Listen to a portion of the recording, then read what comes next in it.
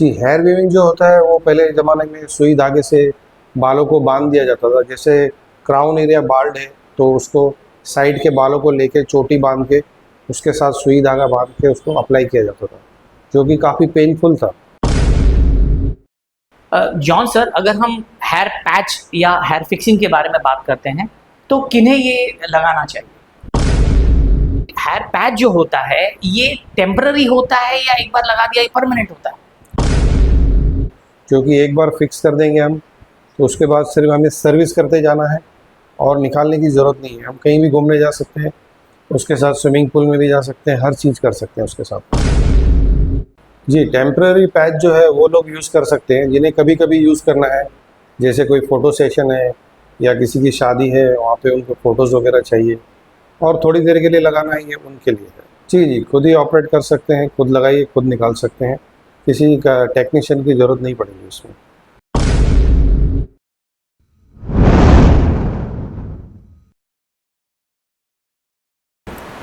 नमस्कार, मेरा नाम है सचिन कुमार राय और आज के इस एपिसोड में आपका स्वागत है। आज का एपिसोड काफ़ी स्पेशल है क्योंकि आज हम बात करने वाले हैं हमारे कॉन्फिडेंस के बारे में, हमारे विल पावर के बारे में।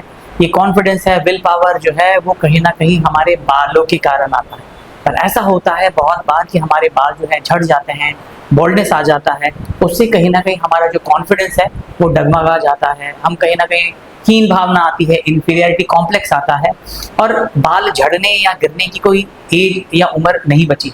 हमने बहुत बार देखा है कि 20-20, 25-25 साल के जो लड़के हैं उनके भी बाल झड़ते हैं और ऐसा हो जाता है कि हेरिडेटरी प्रॉब्लम है या आजकल के खान पान में प्रॉब्लम है, उसके कारण भी कहीं ना कहीं बॉल्डनेस आ जाता है। आज हम जिस चीज़ के बारे में बात करने वाले हैं वो हेयर पैच, जो कहीं ना कहीं कोई भी इजीली लगा सकता है और अपना कॉन्फिडेंस जो है या विल पावर जो है वो कहीं ना कहीं वापस से गेन कर सकता है।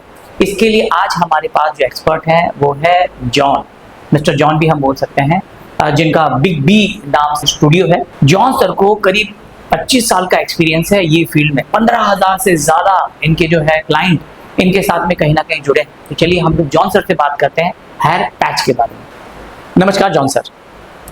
जी नमस्कार सचिन जी, आपने मुझे यहाँ पे बुलाया, मैं आपका धन्यवाद करता हूँ। जॉन सर, आप अपने बारे में कुछ बताइए। जी, मेरा नाम जॉन है और मेरा 25 साल का एक्सपीरियंस है। ऑल ओवर वर्ल्ड में मेरे 15,000 से ज़्यादा क्लाइंट्स हैं और ऑल ओवर वर्ल्ड में मैंने 32 लोगों को फ्रेंचाइजी भी दे चुका हूँ, जो कि अच्छे से चला रहे हैं लोग। जॉन सर, हेयर फिक्सिंग क्या होता है? जी, हेयर फिक्सिंग जब हम ग्लू लगा के, टेप लगा के सर के साथ में जब जॉइंट करते हैं उसको हेयर फिक्सिंग कहते हैं। और ये हेयर पैच मतलब क्या होता है? हेयर पैच मतलब जब हम एक वाटरप्रूफ नेट लेते हैं और उसके ऊपर बाल बांध देते हैं तो दोनों का जब कॉम्बिनेशन बैठता है तो एक पैच बनता है, उसको हम हेयर पैच कहते हैं। उसे हम डायरेक्टली भी अप्लाई कर सकते हैं और उसको बॉर्डर लगा के भी अप्लाई कर सकते हैं। बॉर्डर लगाने से ज़्यादा मजबूती आती है और विदाउट बॉर्डर जो है वो कम मजबूती होती है। फॉरेन में जो चलता है वो विदाउट बॉर्डर ही चलता है, बॉर्डर सिर्फ इंडिया में ही चलता है। जॉन सर, ये बॉर्डर आप किस चीज़ को बोल रहे हैं? बॉर्डर जो होता है वो पीयू मटेरियल से बना रहता है, जिसके ऊपर हम टेप अप्लाई करते हैं। वो काफ़ी मजबूत रहता है, उसके ऊपर हम टेप लगाने के बाद जब हम खींच के निकालते भी हैं तो वो उसको डैमेज नहीं होता है। और जॉन सर, पहले जो ट्रेंड चलता था कि हेयर वीविंग, ये हेयर वीविंग क्या होता है? जी, हेयर वीविंग जो होता है वो पहले ज़माने में सुई धागे से बालों को बांध दिया जाता था। जैसे क्राउन एरिया बाल्ड है तो उसको साइड के बालों को लेके चोटी बांध के उसके साथ सुई धागा बांध के उसको अप्लाई किया जाता था, जो कि काफ़ी पेनफुल था।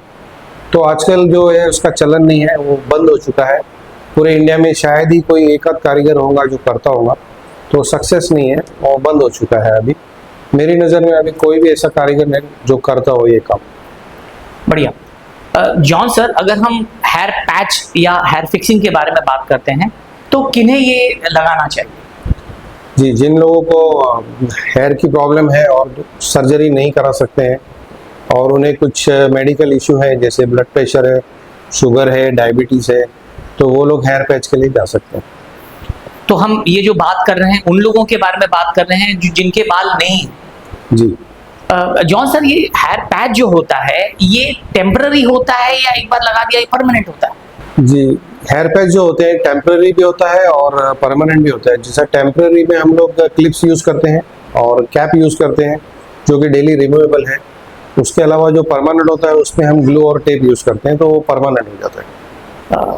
जॉन सर, ये टेम्पररी आपने कहा, थोड़ा इसके बारे में क्लियर बताइए। जी, टेम्पररी पैच जो है वो लोग यूज़ कर सकते हैं जिन्हें कभी कभी यूज़ करना है, जैसे कोई फ़ोटो सेशन है या किसी की शादी है, वहाँ पे उनको फ़ोटोज़ वगैरह चाहिए और थोड़ी देर के लिए लगाना है, ये उनके लिए है। तो ये टेम्पररी वो खुद लगा सकते हैं, खुद निकाल सकते हैं? जी जी, खुद ही ऑपरेट कर सकते हैं, खुद लगाइए, खुद निकाल सकते हैं, किसी का टेक्नीशियन की ज़रूरत नहीं पड़ेगी उसमें। जॉन सर, अभी आप परमानेंट हेयर पैच के बारे में बताइए। जी, परमानेंट जो हेयर पैच है अभी लेटेस्ट वर्जन जो है वो बहुत अच्छे से काम कर रहा है, और ये उन लोगों के लिए है जिनके पास टाइम नहीं है बिल्कुल भी। एक बार लगा दिए तो उसका 20 दिन लाइफ है, और फिक्स करने के बाद में स्विमिंग पूल में भी जा सकता है आदमी, और सब एक्टिविटीज़ जो नॉर्मल एक्टिविटी होती है सब कुछ कर सकता है। तो ये परमानेंट कहा आपने कि यानी कि वो फिर स्विमिंग जा सकते हैं, जिम जा सकते हैं, कोई भी एक्टिविटी, ऐसा तो नहीं है कि भाई हवा आ गई और उड़ के चले गए, ऐसा तो कुछ भी नहीं नहीं, ये हमें खींचने के बाद में भी नहीं निकलता है। खींचने के बाद में भी नहीं निकलता है, तो ये फिर निकलता कब? जी, ये धीरे धीरे जैसे लूज होते जाता है, और 21 डेज में लूज हो जाता है। 20 या 21 डेज का इसका लाइफ स्पैन रहता है, थोड़ा लूज हो जाता है, उस वक्त इसे सर्विस की जरूरत पड़ती है। सर, आप अभी बोल रहे हैं सर्विस कराना पड़ता है, ये सर्विस यानी क्या? जी, सर्विसिंग माना हेयर पैच को हम पूरा खोल के उसको री इंस्टॉल करते हैं, उसमें पूरा वॉश होता है, नए तरीके से ग्लू लगता है, नया उसमें टेप लगता है, और प्रॉपर तरीके से जैसा फर्स्ट टाइम इंस्टॉल किया था वैसे ही वापस से इंस्टॉल करते हैं। इसको हम नॉर्मल लैंग्वेज में सर्विसिंग कहते हैं। जॉन सर, ये जो हेयर पैच होते हैं ये किस चीज से बने रहते हैं? जी, इसमें बहुत सारा मटेरियल यूज़ होता है, जैसे सिंथेटिक हेयर्स यूज़ होते हैं, प्लास्टिक हेयर्स आते हैं, नायलॉन हेयर्स आते हैं, ह्यूमन हेयर्स आते हैं, बहुत सारे अलग अलग तरीके के बाल यूज़ होते हैं। जैसा जैसा क्वालिटी रहता है वैसा रेट रहता है। अब जैसे आपने क्वालिटी के बारे में बात की, तो अगर हम जो